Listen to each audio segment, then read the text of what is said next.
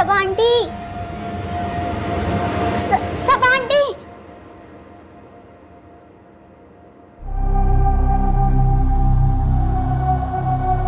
क्या हुआ?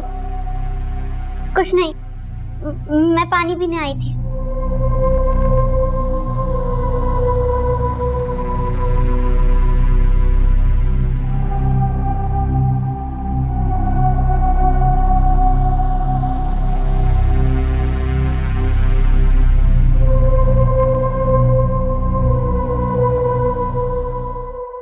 एहसन में कुछ बदलाव आया है या अभी भी वैसा ही है चुप चुप सा? अम्मी ने कल उसे दम करवाया था कारी साहब से। बेहतर है पहले से। वक्त गुजरने के साथ साथ ठीक हो जाएगा। अब पिंकी और गुड़िया को देख लो, लगता है कि उनकी माँ नहीं है। माँ पे गई है ठीक नस्ल। अपना ख्याल रखा करो बेटा, अब होने को कौन टाल सकता है। देखो तुम ठीक होगी तो एहसन का ख्याल रख सकोगी ना।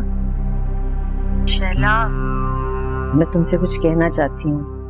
बेटा मैं जानती हूँ कि तुम इद्दत में हो, लेकिन मेरी बात को गलत मत समझना। बोले क्या बात है? शैला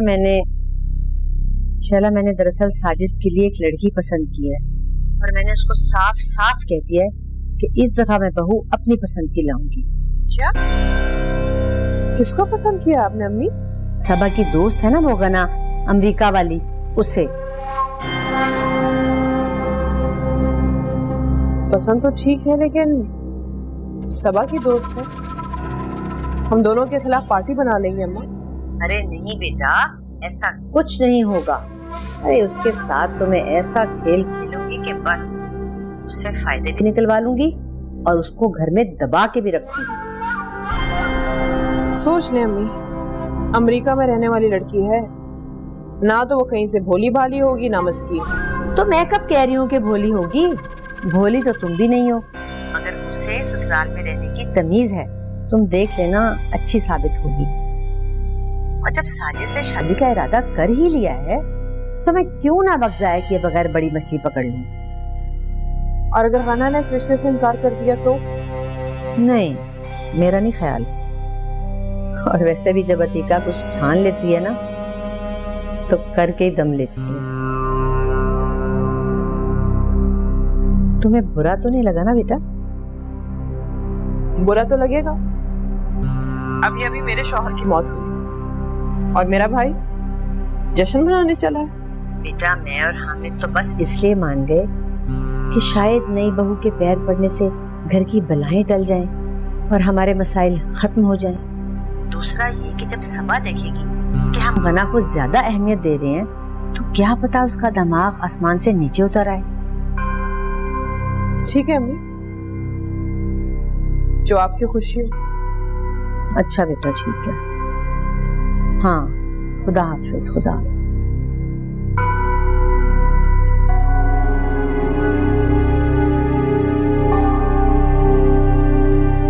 काफी दिन बाद हमारी मुलाकात हुई। अब कैसी तबीयत है तुम्हारी? तुमने तो मेरी तरफ आना ही कम कर दिया। मेरे हालात से डर गई थी क्या? ऐसी बातें करियो सबा, तुम्हारी हालत क्या मुझसे छुपी है? और वैसे भी तुम्हारी सास की तबीयत नासाज हो गई थी, ऐसे में रोज रोज चले आना अब मुनासिब नहीं लगता। वैसे एक तरीके से अच्छा ही हुआ कि तुमने मेरे घर आना जाना नहीं रखा। क्या मतलब? गना, मुझे तुमसे एक जरूरी बात करनी है जो फोन पर नहीं हो सकती थी। बोलो, मैं सुन रही हूँ। मेरी सास ने तुम्हें पसंद किया मेरे देवर साजिद के लिए। What? एग्जैक्टली, मेरा भी कुछ ऐसा ही रिएक्शन था। बहुत जल्दी आएंगी तुम्हारे घर रिश्ते की बात करने के लिए। सबा, मुझे क्या करना चाहिए? वो मेरी बड़ी हैं, वैसे उनके मुंह पे तो इनकार नहीं कर सकती ना। कम ऑन गना, तुम पर कोई लायबिलिटी नहीं है कि तुम उनकी हर बात पे हाँ में हाँ मिलाओ। साफ मना कर देना उनके मुंह पे। और वैसे भी मैं नहीं चाहती कि तुम बहू बनके उस घर में आओ। एक मेरी जिंदगी बर्बाद हो गई है, काफी है। मैं नहीं चाहती कि तुम्हारी जिंदगी भी तबाह हो। अच्छा, मैं देखती हूँ इस बात को कैसे हैंडल करना। Have some.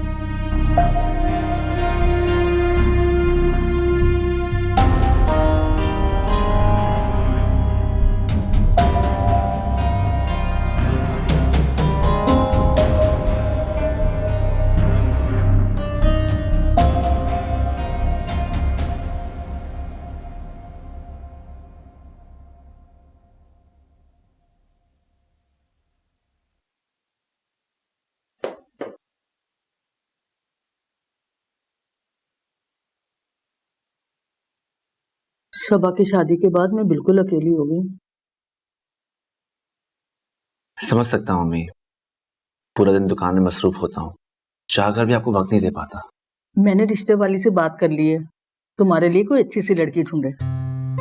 क्या हो गया अम्मी, कैसी बातें कर रही हैं आप? सबा जिन हालात से गुजर रही है उन हालात में शादी करते हुए अच्छा लगूंगा क्या? मैं सबा की माँ हूँ, उसकी अजियतों को मुझसे ज्यादा कौन समझ सकता है। लेकिन बेटा, तुम्हारी तरफ से भी मेरे पर कुछ फराइज आयद होते हैं। मैं तुम्हारा घर बसाना चाहती हूँ। सबा का नसीब सबा के साथ। मैं बस तुम्हारे लिए लड़की ढूंढ रही हूँ, तुम मुझे मना नहीं कर सकते। अम्मी अम्मी, मेरी कौन सी उम्र निकली जा रही है? जब हालात ठीक होंगे मैं कर लूंगा शादी।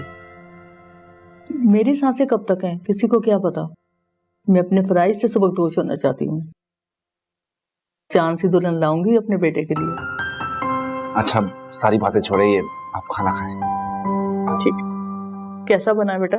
आग बहुत अच्छा।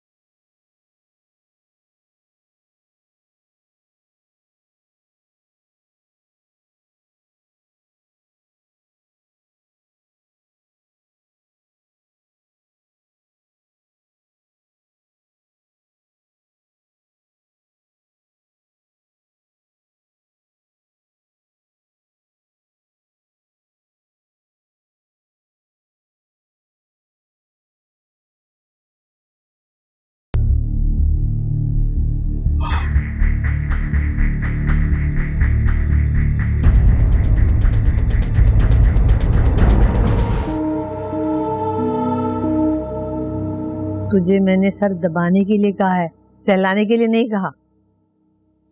देखें बीबी जी, इतना जोर ठीक है?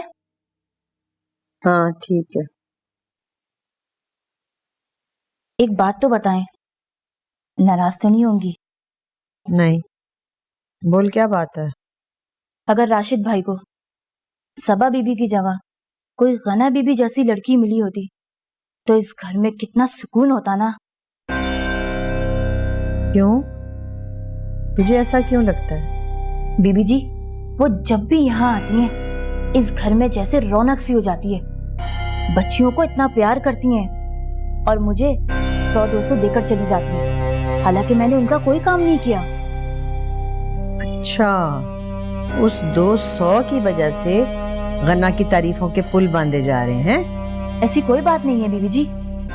आज के दौर में 100-200 की क्या हैसियत है? आपकी कसम बीबी जी, सच कह रही हूँ मैं।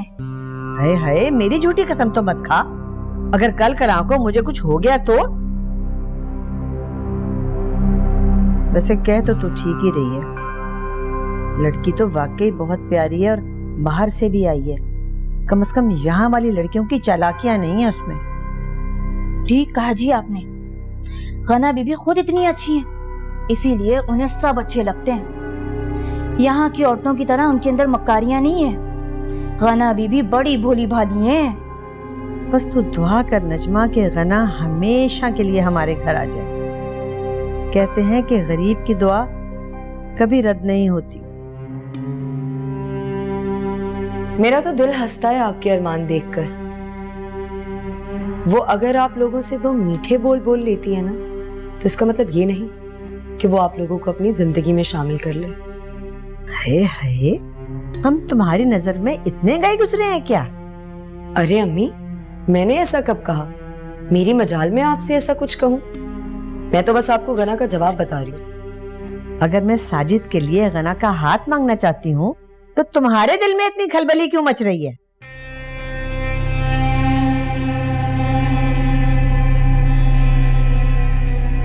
और हाँ, वैसे भी वो वापस जा रही। पाकिस्तान में 2-4 दिन की मेहमान है, रोक सके तो रोक ले।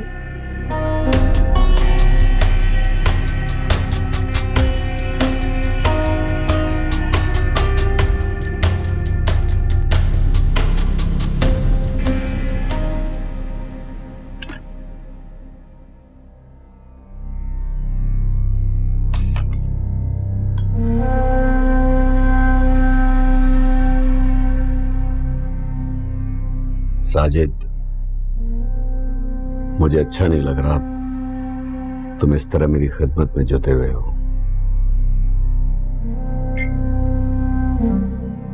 आपके एहसान के आगे ये खिदमत कुछ भी नहीं है शम्स।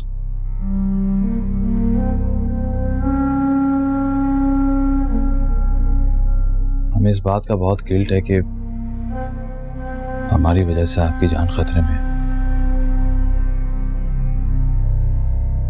ना सिर्फ हमारी बल्कि आपके मुलाजमीन की भी। मुझे अपनी जान की परवाह नहीं, खैरदीन की मौत का अफसोस है। बेचारा बिला वजह मारा गया। मुझे अब तक उसकी मौत की वजह समझ नहीं आई।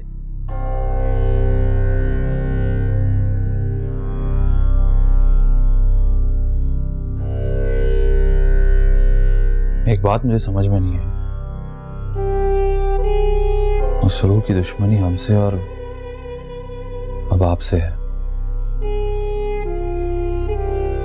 उस मासूम की क्या गलती थी? बदले और जंग की आग में अक्सर मासूम भी झुलस जाते। एक बात बताओ साजिद, तुम्हारी भाभी सालिया मिजाजन कैसी थी? मेरा मतलब है कि उनका रवैया कैसा था घर वालों के साथ? भाभी एक बेहतरीन इंसान थी। घर में अब्बू अम्मी शैला बाजी उन्हें न जाने क्या कुछ कहते थे, मगर मजाल है कि उन्होंने कभी पलटकर जवाब दिया। भाभी को हमेशा घर वालों से सिर्फ ताने मिले और बदले में उन्होंने सिर्फ खिदमत गुजारी की।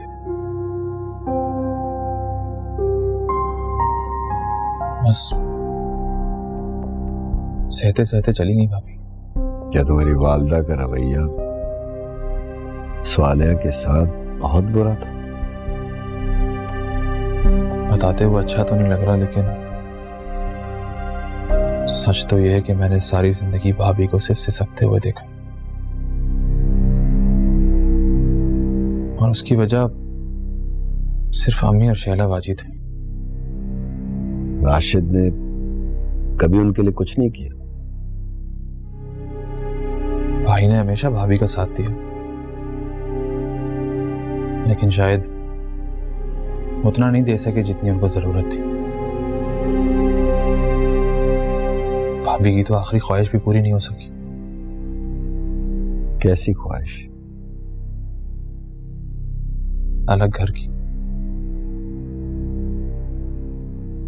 काश भाई ने अम्मी की बात नहीं मानी होती।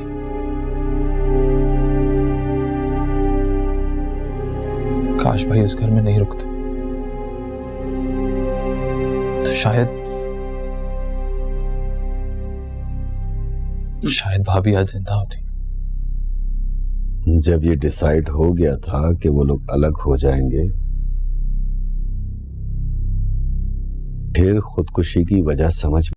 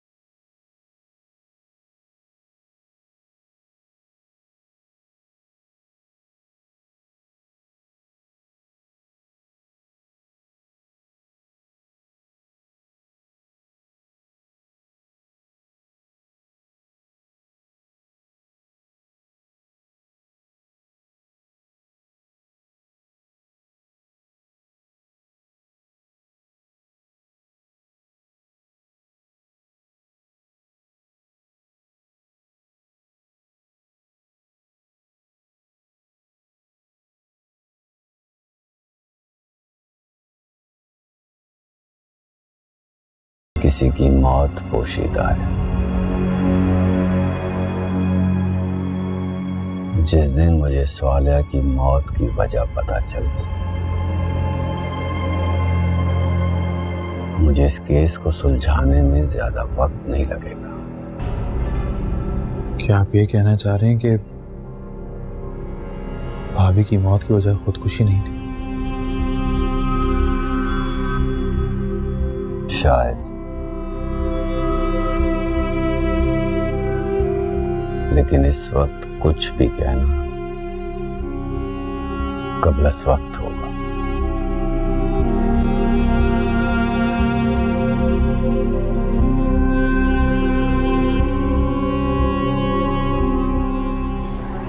मुझे ऐसा लगता है कि जैसे मेरी बेटियां मुझे भूल गई हैं, हर वक्त आपका ही जिक्र करती रहती हैं। यानी कि वो मुझसे आपसे ज्यादा मोहब्बत करने लगे। कहीं आप जेलस तो नहीं हो रहे?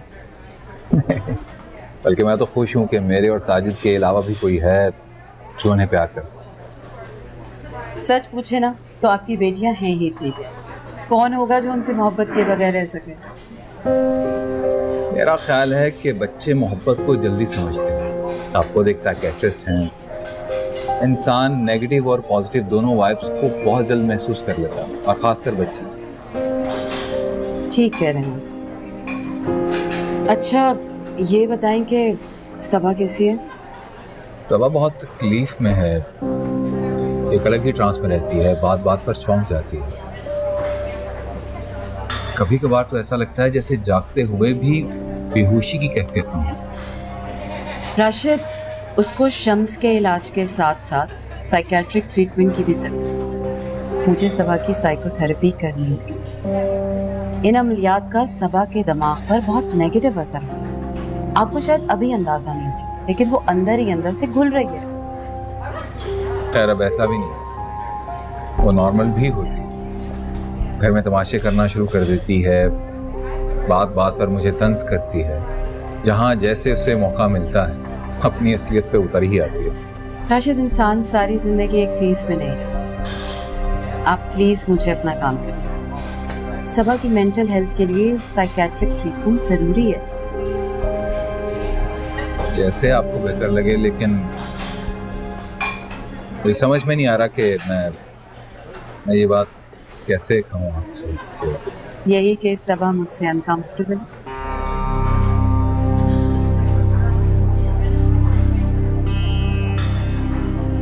ये बात आपको कैसे पता? आप भूल रहे हैं राशिद कि मैं एक साइकियाट्रिस्ट हूँ। और लोगों के माइंड और बॉडी को रीड करना मेरा प्रोफेशन। ठीक कह रही हैं।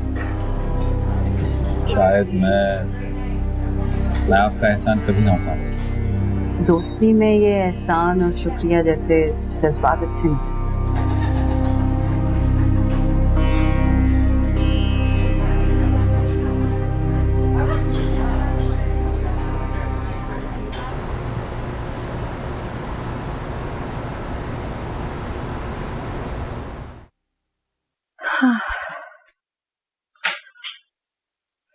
राशिद, मुझे आपसे बात करनी है।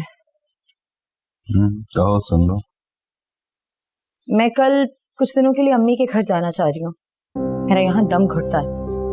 वैसे भी मोहल्ले की एक दोस्त की शादी है और उसने बहुत प्यार से बुलाया। मेरा चेंज भी हो जाएगा। सुबह तुम अच्छी तरह से जानती हो कि घर से बाहर जाना तुम्हारे लिए कितना खतरनाक है। तुम फिर ये बात कर रही हो। तो क्या करे राशिद? अब मैं घर बैठ के आपके सो कॉल्ड आमिल के ठीक होने का इंतजार तो नहीं कर सकती ना। इंसान कभी ना कभी कहीं ना कहीं बाहर तो निकलेगा ही।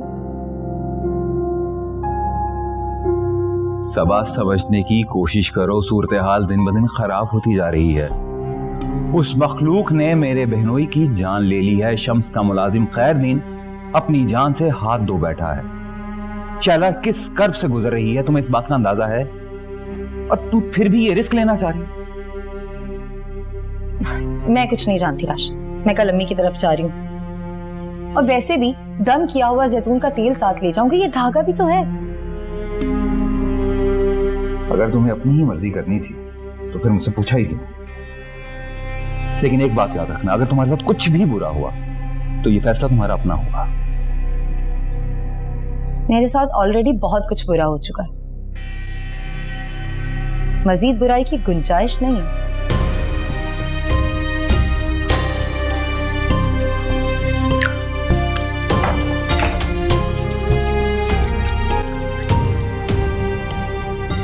तुम अभी पर यहाँ पे ना आराम से बैठ के कार्टून देखो। मैं तुम्हारे शरबत बना के ला। और सुनो, हिलना नहीं यहाँ से, अच्छा? मम्मी लाल वाला शरबत। हाँ हाँ, वही बना के लाऊं।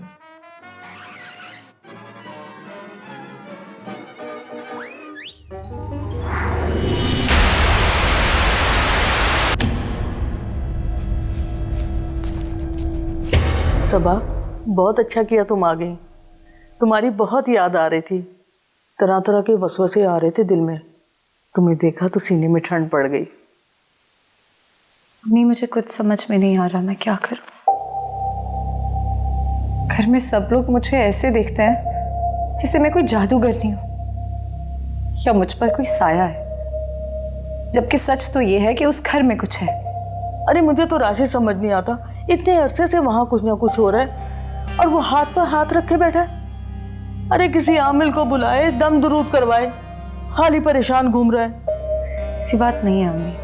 राशिद बहुत कोशिश कर रहा है और शम्स भी हमारी खातिर अपनी जान पे खेल रहा है। लेकिन ये जो हमारी जिंदगी को अजाब बना देने वाला साया है ना, ये शम्स से कहीं ज्यादा ताकतवर है। इसीलिए तो वो अभी तक कुछ कर नहीं पा रहा है। लेकिन आप भी ठीक कह रही हैं। राशिद को शम्स के अलावा भी किसी से बात करनी चाहिए। अगर उससे कुछ नहीं हो पा रहा तो हम कब तक उसका इंतजार करेंगे? अच्छा बेटा, तुम परेशान मत हो। मैंने तुम्हें खामखा कह दिया कि सब ठीक हो जाएगा। तुम हर नमाज के बाद सूरह नास और सूरह फलक पढ़कर खुद पर दम कर लिया करो।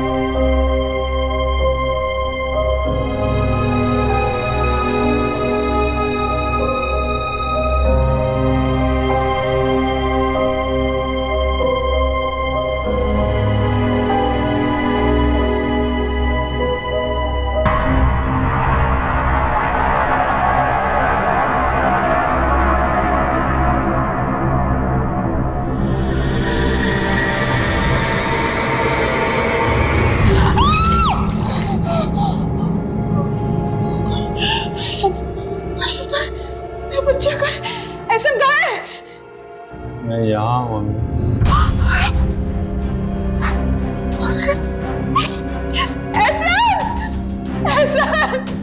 एहसन कहाँ है मेरा बच्चा? मेरा शरबत।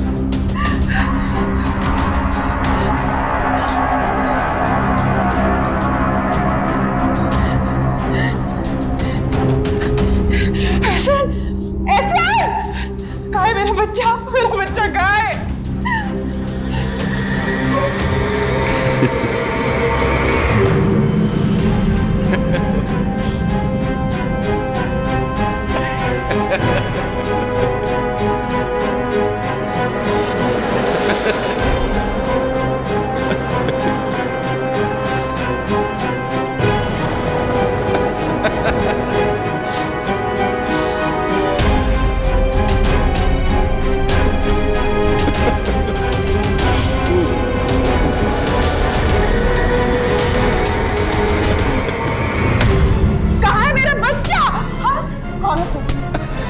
मेरा बच्चा कहाँ है? मेरा बच्चा कहाँ है? बच्चा मेरा एहसन, क्यों मार रही हो एहसन को? हाँ? इस बुढ़े आदमी ने एहसन को कहीं छुपा रखा है। पता नहीं कौन है ये। छोड़ो इसे। क्या हो गया? अभी पागल हो गई है तुम? हाँ? क्या हुआ एहसन को? इधर आओ। ये बुढ़ा आदमी। क्या हुआ एहसन को? ये रहा तुम्हारा एहसन। अपनी औलाद को अपने हाथों से पीट रही हो। दिमाग तो सही है तुम्हारा। अभी तो एक बुढ़ा है। कौन किसकी बात कर रही हो? तुम्हें क्या हो गया शैला? दिमाग तो नहीं खराब हो गया तुम्हारा?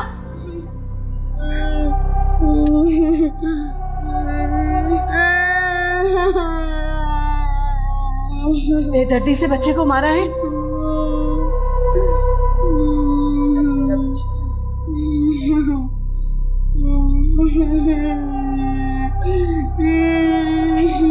अच्छा बेटा, तुम्हारे ससुराल के हालात सही नहीं चल रहे, तो इसलिए पहले से बताना मुनासिब नहीं समझा मैंने इसहाक का रिश्ता तय कर दिया है।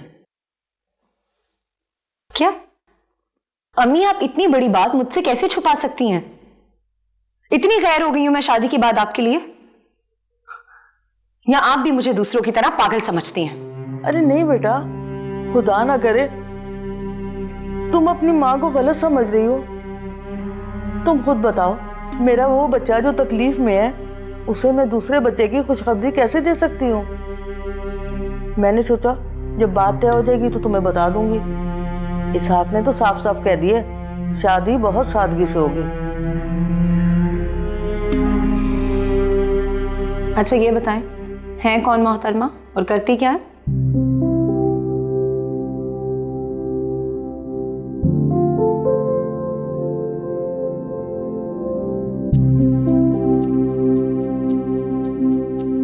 अच्छा, एक तो ये हो गया है जी। ये भी अच्छा है। अच्छा, एक और आपने दिखाया था। हाँ, एक हो गया, और एक काला दिखाया था आपने। हाँ, ये देखो, बहुत अच्छा है, इसको भी रख देंगे, बहुत अच्छा है। बहुत, एक और। हाँ, ये वाला बिल्कुल ठीक है। हाँ, ये बहुत प्यारा है। हाँ, दिखाओ। ये तीनों जोड़े गना पर खूब जचेंगे, है ना? क्या ख्याल है? अभी ठीक कह रही हैं आप, लेकिन आपको नहीं लगता कि एक जोड़ा बहुत होगा? इन हालात में इतना तामझाम अच्छा नहीं लगता। अरे बेटा, बड़े अरमानों से ला रही हूँ गना को मैं, ऐसे खाली हाथ लेने थोड़ी जाऊंगी उसको, है? चले ठीक है, बस ये फिर पैक करते हैं।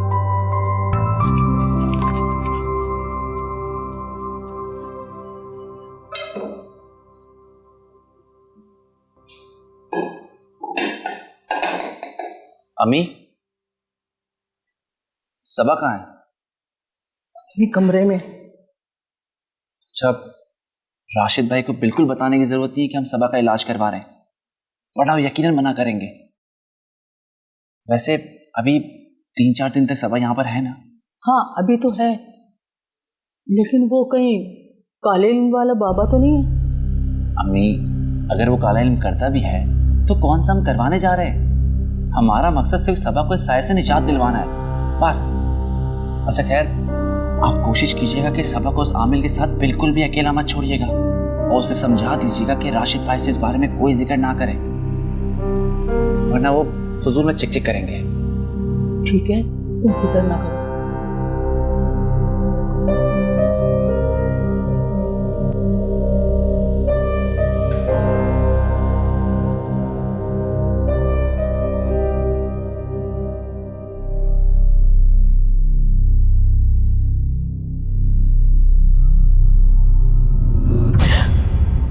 अब कैसी तबीयत है बेटा?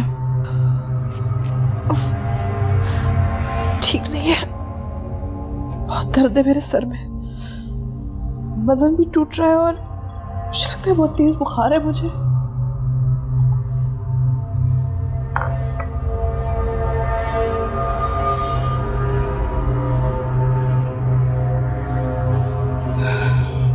मैं तो अब तक हैरान हूं कि आखिर तुम अपने बेटे को इस कदर कैसे पीट सकती हो? क्या मैंने कब पीटा है उसे? ये तुम क्या कह रही हो शैला? जाकर देखो एहसन को, उसके जिस्म पर नील के निशान पड़ गए।